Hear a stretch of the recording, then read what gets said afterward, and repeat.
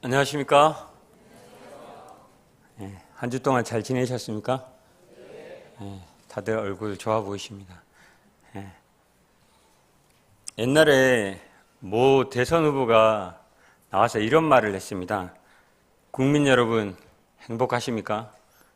살림살이 좀 나아지셨습니까? 들어보신 적 있나요? 저도 성도님들께 오늘 인사말로 이렇게 한번 여쭤보겠습니다. 성도님들 요즘 행복하십니까? 살림살이를 묻지 않겠습니다. 국어사전에서 행복의 뜻을 찾아보니까 이렇게 나와 있습니다.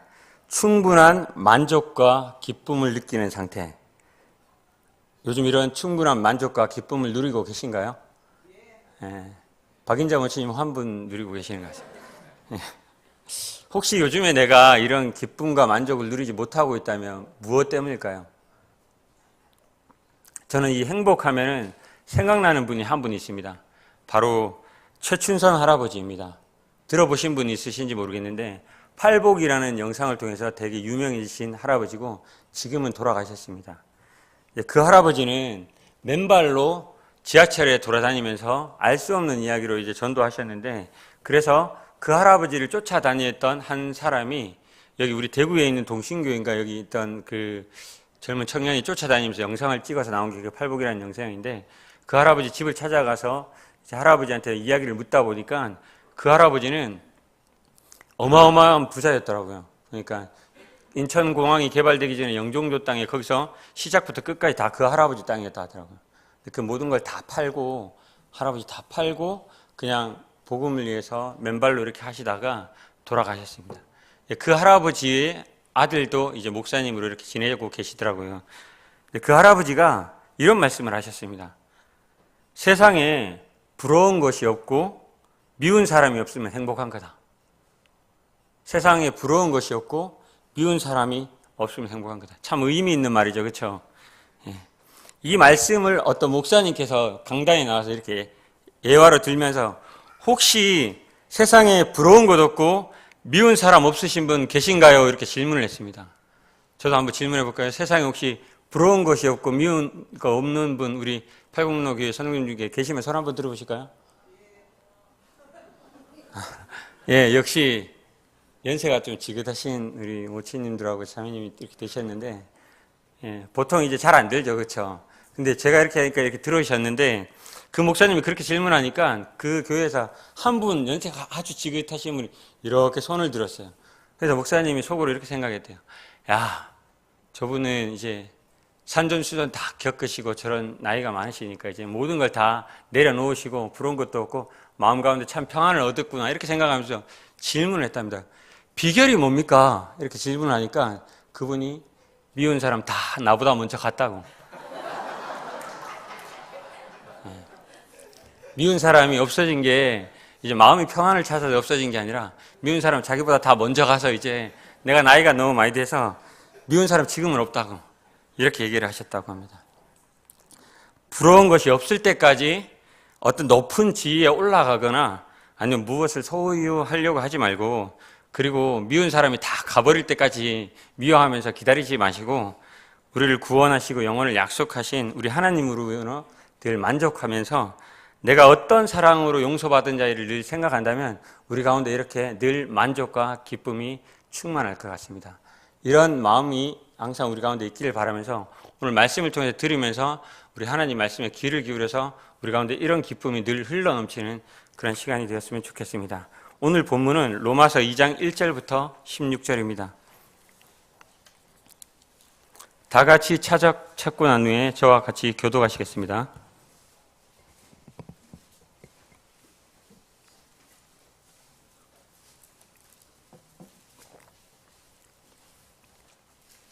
다 찾으셨다면 제가 먼저 1절 읽고 성도님들 2절에서 교독으로 읽겠습니다. 로마서 2장 1절입니다. 페이지 수로는 240페이지입니다. 그러므로 남을 판단하는 사람아, 누구를 막론하고 내가 핑계하지 못할 것은 남을 판단하는 것으로 내가 너를 정죄함이니 판단하는 내가 같은 일을 행함이라.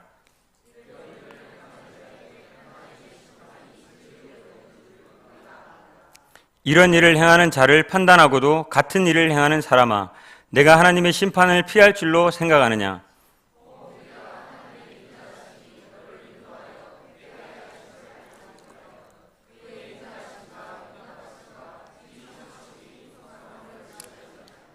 다만 내 고집과 회개하지 아니한 마음을 따라 진노의 날, 곧 하나님의 의로우신 심판이 나타나는 그날에 임할 진노를 내게 쌓는도다.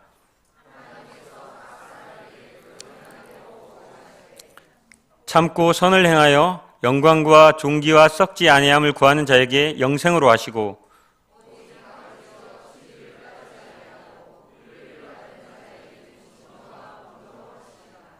악을 행하는 각 사람의 영에는 환난과 공고가 있으리니 먼저는 유대인에게요 그리고 헬라인에게며,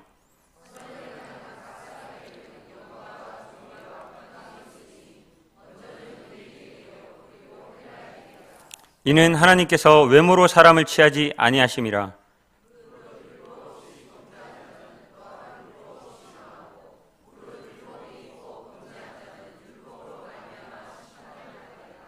하나님 앞에서는 율법을 듣는 자가 의인이 아니요 오직 율법을 행하는 자라야 의롭다 하심을 얻으리니,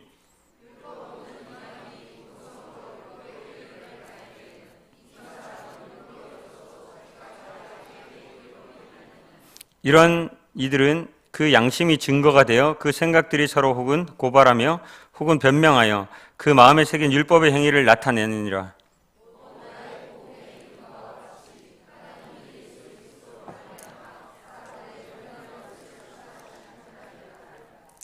네. 오늘 우리가 읽은 로마서 2장 1절부터 16절까지의 본문은 로마서 1장 18절부터 32절에 이어서 나오는 이 말씀입니다. 1장 18절부터 32절을 보시면 당시 이방인들이 행했던 악행에 대해서 나열하고 있습니다.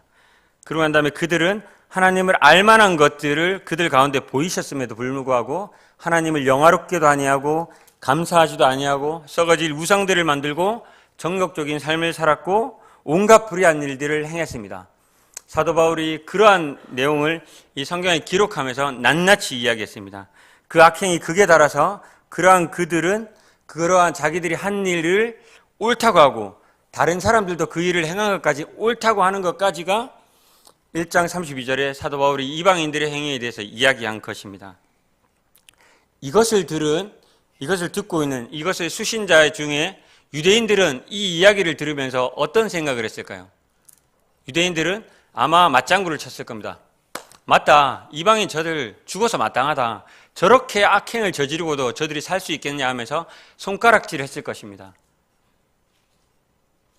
왜냐하면 이방인들의 머릿속에는 유대인들의 머릿속에는 이방인은 하나님께서 지옥의 불쏘시개로 만들려고 만드셨다 이렇게 생각하고 있습니다. 그래서 그들은 죽어 마땅한 사람들이었습니다. 그런데 갑자기 2장 1절에 이런 반전이 일어납니다. 뭐라고 나옵니까? 그러므로 남을 판단하는 사람아, 누구를 막론하고 내가 핑계하지 못할 것은 남을 판단하는 것으로 내가 너를 정죄함이니 판단하는 내가 같은 일을 행함이니라. 이제 사도 바울이 악행에 대해서 이야기했던 이방인들을 지나고 유대인들을 향해서 사도 바울이 이렇게 얘기합니다. 그때 당시에 유대인들은 이 이야기를 들었을 때 어떻게 했을까요? 이방인들을 막 비난하고 있는데 갑자기 그러므로 남을 판단하는 사람아 하면서 나? 이렇게 얘기했겠죠. 나? 반전이겠죠. 예전에 제가 코미디 프로를 봤는데 그 코미디 프로가 되게 인상적인 프로그램이 하나 있었는데 아나운서입니다. 우리가 아나운서 하면 통상 어떤 이미지입니까? 되게 반듯하고 옷도 깔끔하게 입고 나오죠. 그리고 자리에 앉아서 이렇게 하는데 후배 아나운서가 이제 들어오는데 후배 아나운서한테 지적을 했습니다. 너 아나운서가 옷이 그게 뭐냐고 막 이렇게 뭐라 그랬습니다.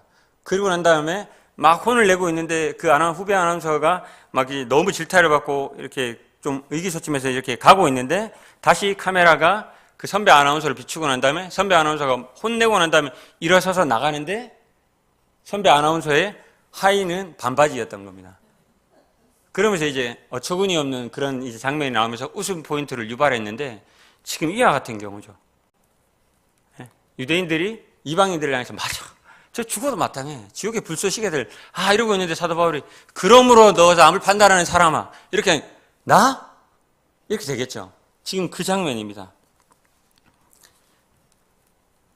사도 바울은 판단하는 유대인들에게 니네들이 판단한 대로 니네들도 정죄받을 것이다, 이렇게 이야기를 합니다.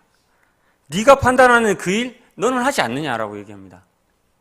그러면서 하나님의 심판이 진리대로 되는 줄 우리가 아노라라고 이야기합니다. 오늘 이 말씀의 주제는 하나님께서 심판하시는 원리입니다. 그 첫 번째 심판하시는 원리가 바로 진리대로입니다. 여기서 진리대로라는 것은 공평하게라는 의미를 담고 있습니다. 하나님께서 우리를 모두를 공평하게 심판하실 것입니다. 하나님 앞에 가면은 하나님 제가 잘못한 게 아니고요, 아니면 또는 저 사람이 잘못했는데요, 얘기할 필요가 없습니다. 우리는 시시비비를 가릴 필요가 없습니다. 왜냐하면 하나님께서는 우리를 매우 공평하게 진리대로 심판하실 것이기 때문입니다. 우리 스스로가 어떠한 것에 시시비비도 가릴 필요가 없다는 것입니다. 사랑하는 성도님들, 하나님께서 공평하게 판단하시는 사실에 우리가 주목해야 될 또 다른 사실 하나는 바로 판단의 주체가 누구냐는 겁니다.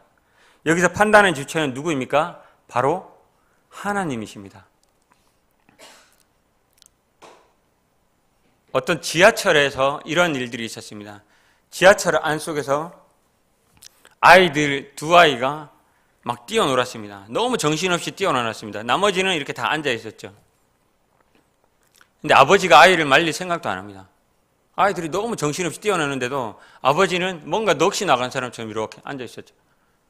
그런데 이제 정신을 차리고 보니까 아이들이 벌써 지하철 안을 막 뛰어다니면서 난장판을 만들고 있는 겁니다. 그 아이들이 난장판을 만들 때 사람들이 그 아이들 보면서 속으로 이렇게 생각했습니다. 그리고 수근수근 됐습니다. 부모가 도대체 누구길래 아이들을 저렇게 가만히 놔두냐고 막 이렇게 뭐라 그랬죠. 진짜 공공장소에서 저러면 되냐고 막 이렇게 했습니다. 근데 막 이렇게 아이들을 정죄하고 막 이렇게 혼내고 있는 그 상황 속에서 아빠는 계속해서 정신이 나간 듯이 바깥을 쳐다보고 있다가 사람들의 웅성웅성 되는 소리와 아이의 소리가 동시에 귀에 들어와서 사람들 바라보니까 사람들이 전부 다 아이와 자기에게 눈총을 보내는 있는 걸 봤습니다. 그래서 그 아버지는 그 자리에서 일어나서 사과를 했죠. 죄송합니다. 지금 저와 우리 아이들은 죽은 제 아내를 묻고 오는 길입니다. 그런데 제가 이제 생각을 해보니까 아내 없이 엄마 없이 이렇게 자라게 될 이 아이들이 미래가 너무 암담하고 저도 이제 앞으로 어떻게 살아가야 될지 몰라서 너무 한탄스러워서 답답해서 잠깐 넋이 나갔었습니다. 아이들을 못 말린 거 죄송합니다. 이렇게 했죠. 순간 지하철 안의 분위기가 어떻게 됐겠습니까? 무슨 사정이 있을 거 아니야. 이렇게 얘기하지 않겠습니까? 막 뭐라 그랬더니 야 너도 뭐라 그랬잖아. 뭐 이렇게 하고 뭐 그랬을 거 아닙니까? 사정을 듣기 전까지는 서로 막 뭐라 그러다가 나중에는 다 사정이 있다니까 이렇게 얘기하지 않았을까요? 우리는 얼마나 다른 사람들을 판단할 때 그 사람들의 상황을 이해하지 못하고 그들을 판단하고 있습니까?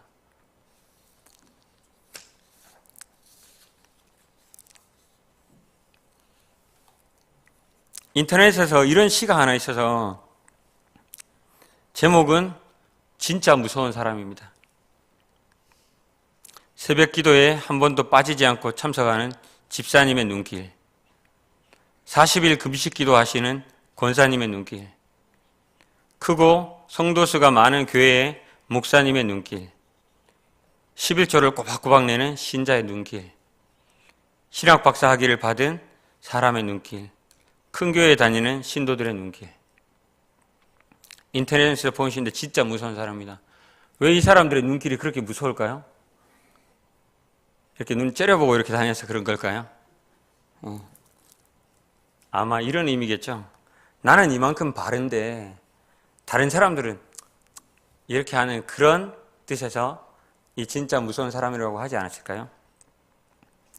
우리는 얼마나 이 유대인들과 같이 이 바리새인들과 같이 자신의 모습은 보지 못하고 다른 사람들을 판단하고 있습니까? 유대인들은 어떤 사람이었습니까? 이 바리새인들은 어떠한 사람이었습니까? 하나님의 말씀인 이 율법을 철저히 지키고자 했던 사람입니다. 그들은 그런 신앙적인 열심으로 이 율법 외에 더 많은 것들을 추가해서 더하기 위해서 만들었습니다. 그리고 난 다음에 이 만든 것을 본인이 지키려고 노력했고 그리고 이것을 자기에게만 적용하지 않고 누구에게 적용했나요? 다른 사람들에게까지 올무로써 적용했습니다. 이들이 한 것을 보면 음식에 들어가는 양념까지도 11조를 내야 한다고 10분의 1을 빼놓고 10분의 9 가지고 음식을 냈다고 합니다. 이들의 신앙적인 열심이 그들이 열심을 넘어서 광기로까지 발전해서 이런 신앙적인 열심이 다른 사람을 돌로 쳐 죽이는 데까지 이르게 됩니다. 신앙적인 열심이 잘못되면 다른 사람을 돌로 쳐 죽이는 데까지 이르게 됩니다. 유대인들은 자신들은 이렇게 생각했을 것입니다. 우리는 이방인들과 달라. 그러나 사도 바울이 뭐라고 얘기합니까? 너들이 더하면 더했지 덜하진 않다. 겉으로는 하나님을 경배했으나 속으로는 더 악한 자들이었습니다. 오늘날 이 시대를 살아가는 우리 그리스도인들도 자칫 잘못하면 이 바리새인처럼 될 수가 있습니다. 자칫 잘못하면 진짜 무서운 사람들이 될 수가 있습니다. 나는 이만큼 바른데 다른 사람들은 말이야. 저도 이 부분에 있어서 자유롭지 못합니다. 우리 모두는 불완전하고 연약한 존재임을 늘 생각하고 살아야 합니다. 우리 누구도 그 어느 누구도 판단 앞에서 자유로울 수가 없습니다. 판단은 오직 하나님께서 하실 것입니다. 오해가 없으셨으면 좋겠습니다. 저는 분별까지 하지 말라고 말씀드리는 건 아닙니다. 분별해야 되는 자리에 있는 사람과 분별해야 되는 그 상황에 있는 그 상황에서는 반드시 분별을 해야 됩니다. 그리고 죄를 짓는 사람이 자기 스스로 비판하지 말라고 이야기하면서 계속해서 죄를 짓는 것은 하나님의 은혜를 악용하는 것입니다. 자기가 죄를 지을 때마다 다른 사람들한테 비판하지 마세요. 하나님께서 비판하지 말라고 하셨습니다. 또 죄를 지으면서 다른 사람한테 비판하지 마세요. 비판하지 말라고 하셨습니다. 이것은 하나님의 은혜를 오용하는 겁니다. 남용하는 겁니다. 그러나 우리 가운데 악이 있다면 반드시 그 악은 해결해야 합니다. 분별을 가장하거나 그것을 넘어선 비난이나 정죄하고 판단하는 것은 우리의 몫이 아니라는 말이지 올바른 분별과 그런 분별해야 되는 상황에서까지 하지 말라는 것은 아니라는 겁니다. 그러면 우리는 죄를 지은 사람을 봤을 때 어떠한 마음을 가져야 될까요? 그 사람은 죄를 지었고 나는 그와 똑같이 죄를 지을 가능성이 있는 사람이라는 사실을 인식하고 있어야 됩니다. 그리고 나도 동일한 죄인이라는 사실을 인정해야 됩니다. 그 사람을 정죄하고 비판하고 판단하는 것이 아니라 그 사람이 다시 하나님 앞으로 회개하고 돌아올 수 있도록 기도하고 기다려야 됩니다. 그것이 우리가 해야 될 일입니다. 하나님께서는 우리를 공정하게 하나님의 진리대로 공정하게 심판하실 것입니다. 그것이 첫 번째 심판의 원리입니다. 두 번째 심판의 원리입니다. 3절 보시겠습니다.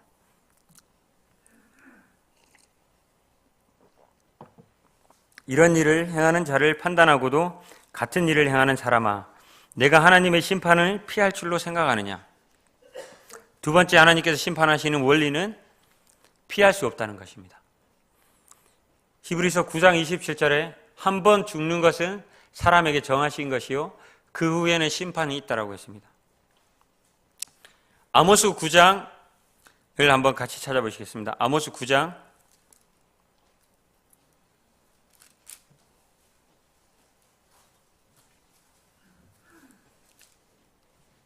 1283페이지 아모스 9장 2절부터 4절입니다.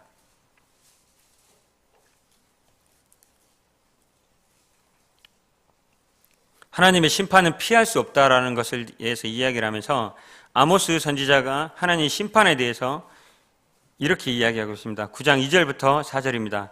그들이 파고 스올로 들어갈지라도 내 손이 거기서 붙잡아 낼 것이요 하늘로 올라갈지라도 내가 거기서 붙잡아 내릴 것이며 갈멜산 꼭대기에 숨을지라도 내가 거기에서 찾아낼 것이요 내 눈을 피하여 바다 밑에 숨을지라도 내가 거기에서 뱀을 명령하여 물을 것이요 그 원수 앞에 사로잡혀 갈지라도 내가 거기에서 칼을 명령하여 죽이게 할 것이라. 내가 그들에게 주목하여 화를 내리고 복을 내리지 아니하리라 하시니라. 그렇습니다. 어디에 있든지 간에 하나님의 심판은 피할 수가 없습니다. 성경은 구원받은 사람은 고린도후서 5장 10절에 각각 선악간에 몸으로 행한 것에 따라서 그리스도의 심판대 앞에 설 것이라고 했습니다. 그리스도의 심판대 앞에서 우리의 행한 일을 따라서 상급을 결정짓는 심판이 이루어진다고 합니다. 구원받지 못한 사람은 계시록 20장 11절에 보면은 크고 흰 보좌에 앉은 심판이 일어나는데 그때 그 믿음에 따라서 심판을 받게 될 것이 생명책에 기록되지 못한 사람은 불못에 던져질 것이라고 했습니다. 우리는 이와 같이 그 어느 누구도 하나님의 심판을 피할 수 없다는 사실을 분명하게 명심해야 합니다. 4절과 5절을 보시겠습니다. 혹 내가 하나님의 인자하심이 너를 인도하여 회개하지 아니하심을 알지 못하여 그의 인자하심과 용납하심과 길이 참으심이 풍성하심을 멸시하느냐. 다만 내 고집과 회개하지 않은 마음을 따라 진노의 날 곧 하나님의 의로우신 심판이 내게 나타나는 그날에 이 말 진노를 내게 쌓는도다. 하나님의 심판은 우리에게 피할 수 없습니다. 그러나 하나님께서는 여전히 우리에게 하나님의 인자하심과 길이 참으심을 통해서 우리가 회개하고 돌아오기를 원하십니다. 그렇게 하지 않은 것은 하나님의 인자하심과 그 풍성하심을 멸시하는 겁니다. 나의 고집과 회개하지 않음으로써 하나님의 진노를 쌓는 그러한 일들이 우리 가운데 일어나지 않기를 바랍니다. 세 번째 심판의 원리는 6절에 있습니다. 6절을 한번 보시겠습니다. 하나님께서 각 사람에게 그 행한 대로 보응하시고, 세 번째 심판의 원리는 행한 대로입니다. 하나님께서는 우리가 행한 대로 정당하게 우리를 심판하실 것입니다. 앞에서 말씀드렸다시피 고린도후서 5장 10절에는 믿는 자들의 상급의 심판인 그리스도의 심판대가 있다고 말씀드렸습니다. 계시록 20장 12절에는 크고 흰 보좌의 심판이 있다고 했죠. 믿지 않는 자들은 불구덩이에 던져진다고 했습니다. 그들은 다 모두 행한 대로 심판을 받을 겁니다. 혹시 제가 이 행한 대로 심판을 받는다고 말씀드리니까 이 행한 대로라고 하는 이 단어가 혹시 불편하시지는 않습니까?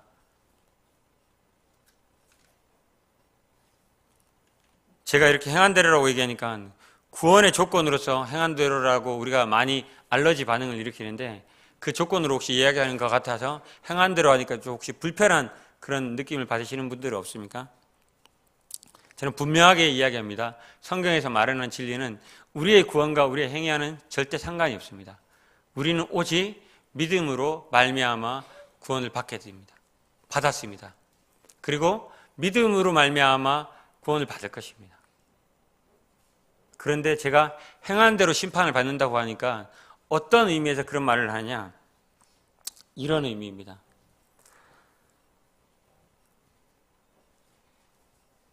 이제 어떤 분이 이런 말씀을 했습니다. 이제 우리의 행위에는 우리의 믿음의 결과로 나온다. 우리의 행위는 우리의 믿음의 결과로 나온다. 이해하셨습니까? 우리가 하는 모든 행동들은 우리의 믿음의 결과로 나온다는 것입니다. 제가 복음을 이렇게 부대에서 전할 때 이런 이야기들을 많이 합니다. 요즘에 뭘 믿냐고 물으면은 무교라는 사람이 있습니다. 무교라는 사람. 거의 대부분이 아무것도 믿지 않는다라고 얘기합니다. 저는 이제 그 사람에게 이렇게 얘기합니다. 너는 내가 믿는 하나님보다 더 대단한 믿음을 가지고 너 자신을 믿고 있다라고. 그렇게 얘기하면은 약간 놀랍니다. 자기는 아무것도 믿지 않는다, 무교라고 얘기하는데 아니다. 너는 하나님이 없다는 것을 철저하게 믿고 있다. 그리고 네 자신이 모든 것을 해결할 수 있다고 철저하게 믿고 있다고 얘기합니다. 그렇기 때문에 그 믿음의 너의 그 확실한 그 믿음의 결과로 너는 하나님을 믿지 않는 것이다. 이렇게 이야기합니다. 이렇게 얘기를 했었습니다. 맞습니다. 우리의 모든 행위의 결과는 믿음의 결과로서 우리의 행동들이 드러납니다. 그래서 우리의 믿음의 그 정도의 차이는 다르겠지만 우리의 모든 행동들은 우리의 그 믿음의 결과에 따라서 나오는 것입니다. 사람마다 그 믿음의 정도에 따라서 어떻게 행동하느냐의 차이는 분명히 있을 것입니다. 그러나 믿는 사람들은 그 믿음을 근거로 반드시 그러한 믿음의 결과들이 드러납니다. 사과나무에서 우리가 사과를 심으면은 사과가 때때로 농사가 잘 안 돼서 이렇게 덜 익은 사과 아니면 이렇게 풋사과 이런 사과도 맺혀질 수 있지만 사과나무에서 배가 절대 열리질 않습니다. 사과나무에서는 분명히 사과가 열립니다. 마찬가지입니다. 우리의 믿음에 하나님을 올바르게 믿는 우리의 믿음이 있다면 우리의 믿음에 근거한 그 믿음의 열매들이 맺어진다는 겁니다. 이것이 하나님께서 우리를 행위로 심판하셨을 때 우리의 믿음의 결과로 행한 일들에 대해서 하나님께서 우리의 상급을 주실 것입니다. 사도 바울은 2장 7절부터 10절에서 이 사도 바울은 두 부류로 구분해서 이야기하고 있습니다. 한번 보시겠습니다. 7절에 참고 선을 행하여 영광과 존귀와 썩지 아니함을 구하는 자에게는 무엇으로요? 10절로 넘어가서 한번 보시겠습니다. 선을 행하는 각 사람에게는 영광과 존귀와 평강이 있으리니 먼저는 유대인에게요 그리고 헬라인에게라. 자, 하나님을 믿고 참고 선을 행하여 영광과 존귀와 썩지 아니함을 구하는 자에게는 영생으로 하신다고 하셨습니다.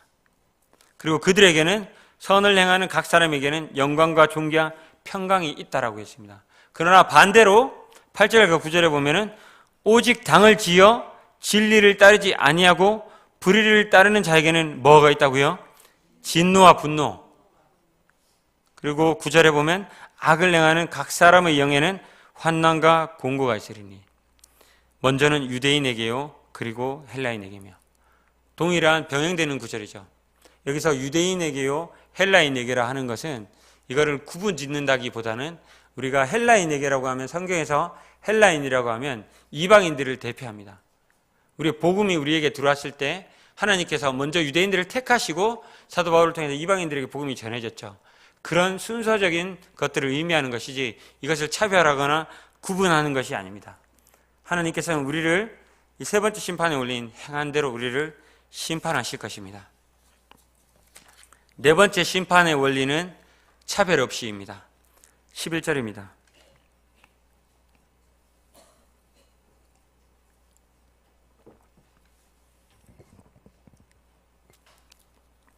이는 하나님께서 외모로 사람을 취하지 아니하심이라. 이 네 번째 심판의 원리는 차별 없이입니다. 아까 앞구절에서 이야기한 대로 각 사람의 행위대로 심판하실 것을 이야기하면서 이 순서에 대해서 이야기하고 그 이어서 사도 바울이 이는 하나님께서 외모로 사람을 취하지 아니하심이라 이렇게 이야기하고 있습니다. 이것은 이방인에게 차별 없이 심판이 있을 것임을 말해주고 있는 구절입니다. 저는 개인적으로 이 구절을 참 좋아합니다. 옛날에 처음 들었을 때부터 저는 이 구절이 너무 좋았습니다. 제가 이 구절을 좋아한다니까 오해하시는 분들이 있을 것 같은데 어떤 형제님께서 지난번에 이 강단에 이런 얘기 하셨죠. 외모가 질서가 없다 뭐 이런 얘기 했는데 제가 외모가 질서가 없어서 하나님께서 외모로 사람을 취하지 않는다 뭐 이런 말을 하는 오해하실 수도 있는데 절대 아닙니다. 자세히 보면 저도 참 질서 있게 이렇게 잘 배열되어 있습니다. 제가 이 구절을 좋아하는 이유는 이 하나님께서 외모로 사람을 취하시지 않는다는 이 뜻에 하나님의 뜻을 알고 있기 때문에 그렇습니다. 하나님께서는 우리의 인종이나 나이나 학벌이나 그 어떠한 이유로도 우리를 차별하지 않으실 것입니다. 오직 하나님의 그 공의하신 성품의 근거에서 공평하게 되시는 하나님의 그 성품의 근거에서 우리를 심판하실 것입니다. 우리는 그렇게 우리를 심판하시는 하나님께 감사해야 됩니다. 만약에 하나님께서 우리에게 이 심판의 조건으로서 어떤 것을 걸었다면 여기에서 아마 살아남을 이렇게 이 심판을 남을 사람이 몇몇 되지 않을 것입니다. 제가 1부 말씀 때 키 가지고 얘기했는데 키 가지고 하나님께서 차별했다고 하면 저는 1번으로 아마 심판을 받아야 될 겁니다. 만약에 하나님께서 가진 것을 가지고 차별했다고 하면 우리들 가운데 많은 사람이 하나님의 심판을 면하지 못할 것입니다. 외모로 가지고 했다면 저 빼고 성도님들은 심판을 받으시겠지만 동의하지 않으시겠지만 외모로 하나님께서 어떤 규정을 정하셔서 인종이나 이런 거 가지고 차별했다면 많은 사람들이 거기에서 피할 수 없을 것입니다. 그러나 우리 공평하시고 공의로우신 하나님께서는 그러한 것들을 전혀 차별하지 아니하시고 오직 하나님의 성품에 근거해서 우리를 심판하신다는 것입니다. 이것이 얼마나 우리에게 감사가 되고 은혜가 되는 말씀입니까? 하나님께서 우리를 외모로 사람을 취하지 않으셨습니다. 정말 감사가 되는 말씀입니다. 이렇게 우리를 차별 없이 대하시는 하나님을 늘 찬양하는 우리 성도님들이 되기를 바랍니다. 다섯 번째는 12절부터 15절을 읽고 말씀드리겠습니다. 12절부터 15절입니다. 무릇 율법 없이 범죄한 자는 또한 율법 없이 망하고 무릇 율법이 있고 범죄하는 한 자는 율법으로 말미암아 심판받으리라.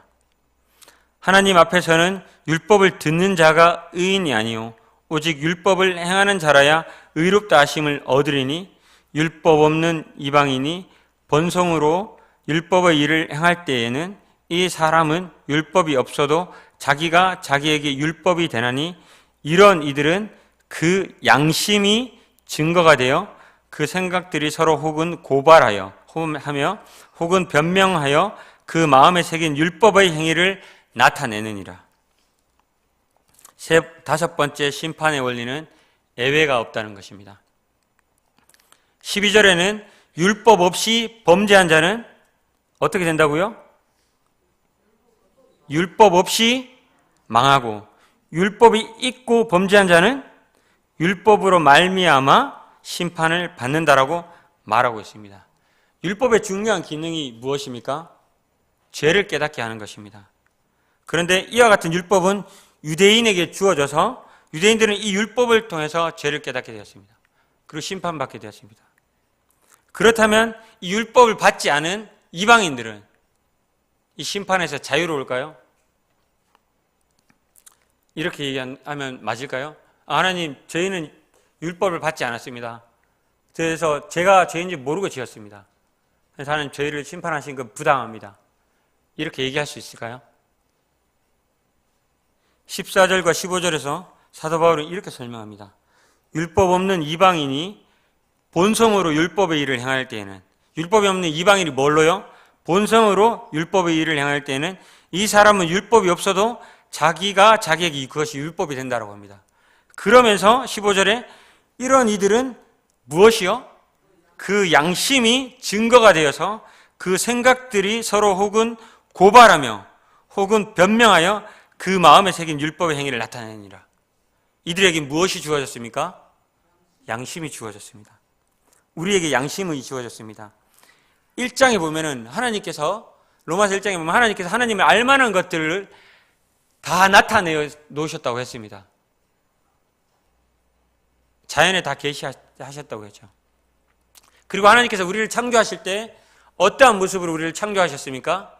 창세기에 하나님은 우리를 하나님 닮은 하나님의 형상으로 우리를 창조했습니다. 그렇기 때문에 우리 안에 DNA라고 표현하면 맞는지 모르겠는데 우리 안에 뭐가 있습니까?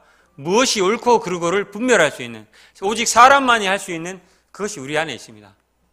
그래서 우리가 어느 누구도 몰라서 그랬습니다. 나는 모릅니다. 이것이 죄인지 몰랐습니다. 이렇게 할 수 있는 사람은 없다는 것입니다. 우리 양심이 그것을 증거하고 있습니다. 하나님께서 우리를 그렇게 창조하셨습니다. 결국은 하나님 앞에서 심판에 대해서 하나님, 저는 부당합니다. 저는 율법을 받지 못했습니다.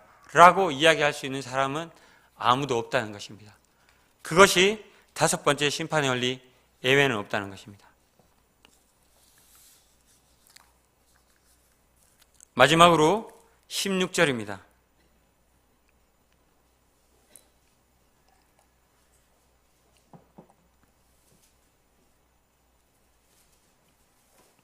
16절 다 같이 한번 읽어보겠습니다. 시작.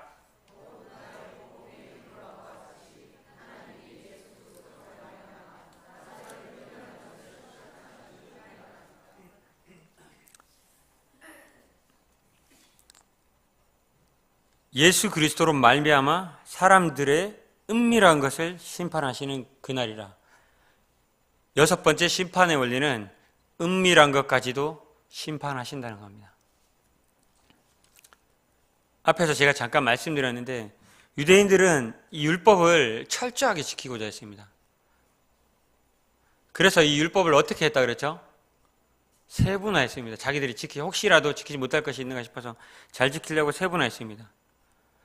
안식일을 지키라는 하나님의 율법에 자기들이 더했죠. 안식일은 일하면 안 되는 그 조항에 자기들은 정했습니다. 무엇을 정했습니까? 어떤 것까지 하면 일이고 어떤 것까지 하면 일이 아니다라는 것까지 정해서 그들은 지키려고 했습니다. 그런데 결국은 그들이 어떻게 했습니까? 일을 하지 않는 그 중요한 원리가 하나님을 예배하고 찬양하기 위해서, 그리고 창조의 그 마지막 날에 안식을 지킨 것을 하나님께서 기억하게 하시기 위해서 안식일을 제정하셨는데, 그 원리를 뛰어넘어서 일이 아니냐, 이것이 일이 아니냐, 이것을 중요하게 생각하다 보니까 세분화시켜서 몇 발자국 이상 가면 일이다, 이렇게 규정을 해버린 거죠.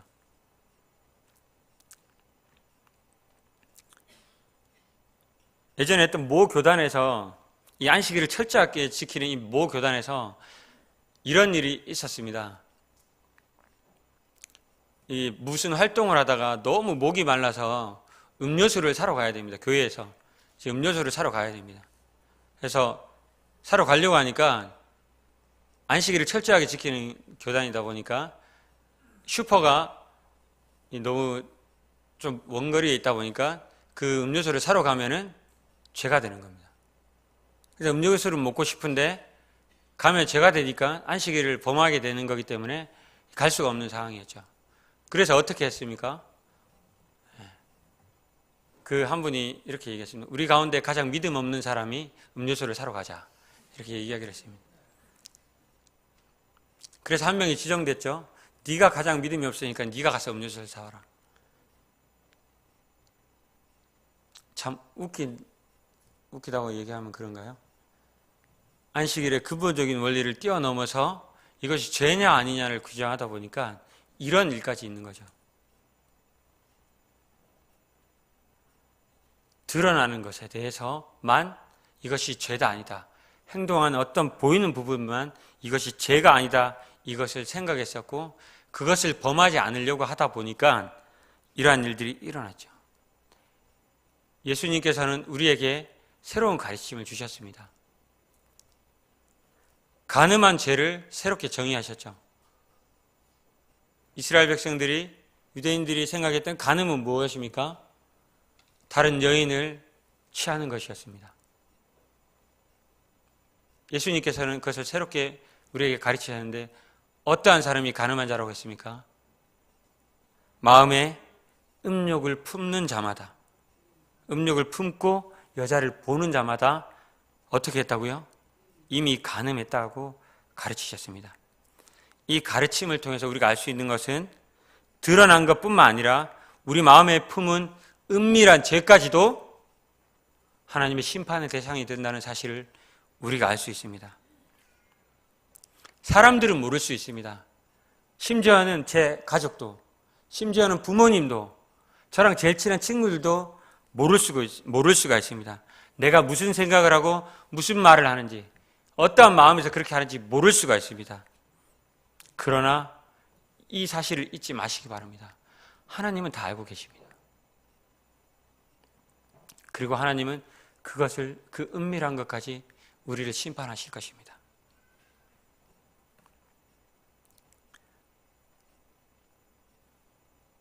어떤 목사님께 누가 질문했습니다. 목사님이 생각하는 경건한 사람은 어떤 사람입니까? 목사님께서 이렇게 답변하셨습니다. 아무도 보지 않는 곳에서 하나님과 동행하는 사람이 진짜 경건한 사람이라고 생각합니다. 동의하십니까?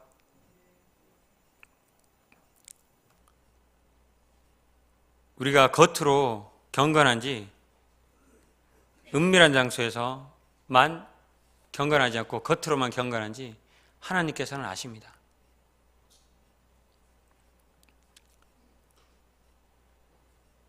때때로는 우리의 이런 은밀한 곳에서 경건하지 않는 모습들이 우리의 삶 가운데 드러나기도 하죠.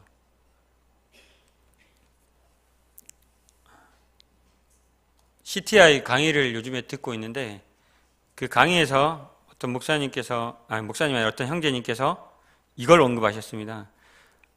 어떤 형제님 교회 안에서 이제 참 경건하시고 얌전하신 형제님이 있는데 그 형제님이 차량 봉사를 하게 되었습니다. 그래서 차량을 탑승하고 난 다음에 형제님이 동일한 그런 차를 운전하시기 때문에 그 차를 잘 운전했죠. 그래서 형제님이 그 차를 몰고 이렇게 운전해서 가고 있는데 유턴을 이렇게 하려고 대기하고 있다가 유턴을 했는데 상대에서 갑자기 차가 급박하게 온 거죠.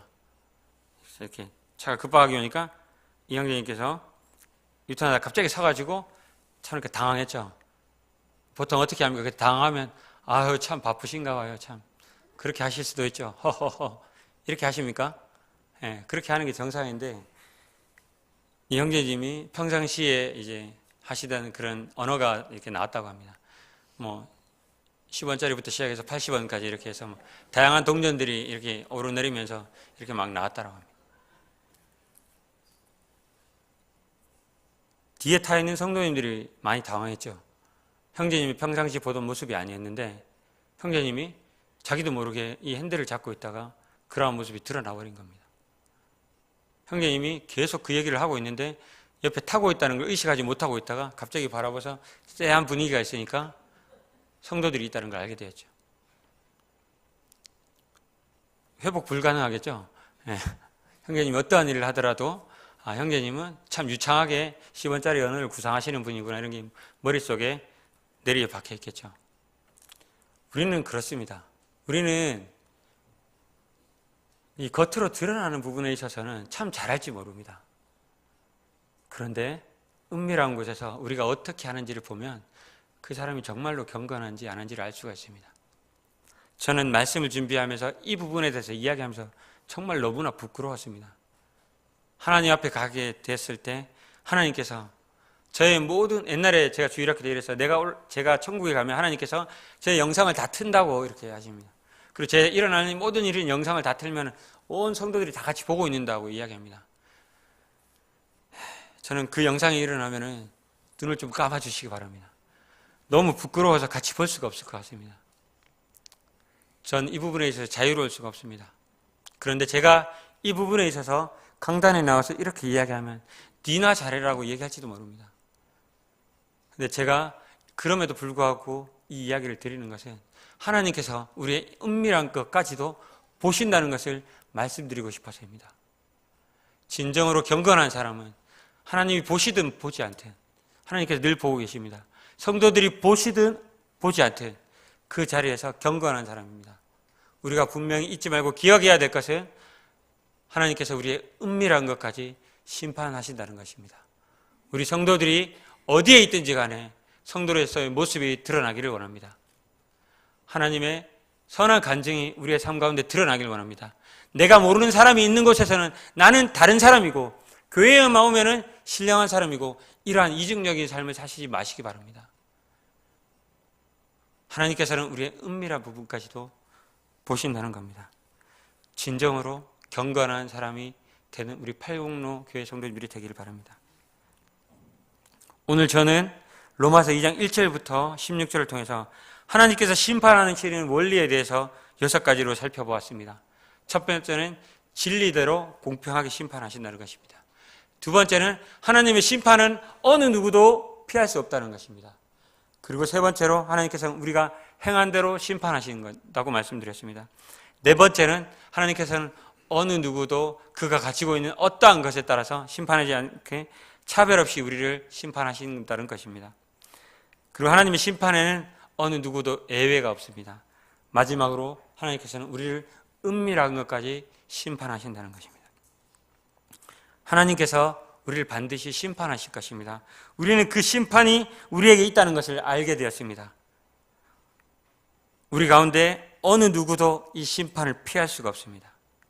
그러나 우리에게 기쁜 소식은 믿는 자에게는 하나님의 진노의 심판이 있는 것이 아니라 우리가 행한 대로 이 상급의 심판이 있다는 사실이 너무나 감사가 됩니다.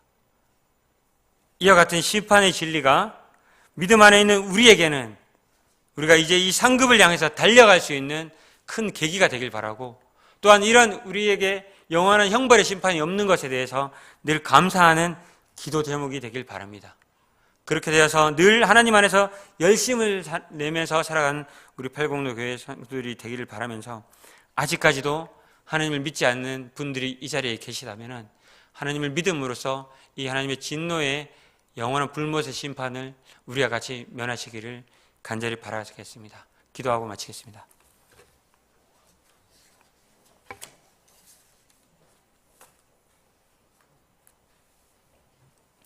아버지 하나님, 로마서 2장 1절부터 16절을 통해서 하나님의 심판에 대해서 말씀을 통해서 배웠습니다. 아버지 하나님, 하나님의 진노 심판이 아니라 우리를 상급의 심판으로 받게 해주심을 인하여 감사를 드립니다. 아버지 하나님, 우리에게 진노의 심판이 없다는 이 사실이 우리의 생활이나 우리의 삶 가운데서 방종하는 삶을 살도록 하는 것이 아니라, 그것이 얼마나 하나님께서 우리에게 그러한 은혜를 베풀어 주시기 위해서 얼마나 큰 값진 대가를 치르셨나는 그 사실을 기억할 수 있도록 도와주시옵고, 우리가 그 대가를 기억하면서 늘 하나님께서 우리를 어떻게 사랑하시는지를 기억하면서 하나님께 늘 감사하면서 우리에게 주신 그 감사를 통해서 기뻐하는 삶을 사는 우리 성도들이 될 수 있도록 도우시기를 원합니다. 우리 가운데 아직까지 하나님을 믿지 못하는 사람이 있다면 정말 우리와 같이 하나님을 믿음으로 인하여 하나님의 진도의 심판을 면할 수 있도록 우리와 똑같은 은혜를 베풀어 주시기를 원합니다. 다시 한번 귀한 말씀을 통해서 교훈하심을 인하여 감사를 드리며, 우리가 이러한 삶을 살아가는 우리 팔공로교회 성도들이 될 수 있도록 온전히 하나님 아버지 하나님께서 인도해 주시기를 원합니다. 감사를 드리며 살아계신 예수 그리스도 이름 받들어 감사함으로 기도드렸습니다.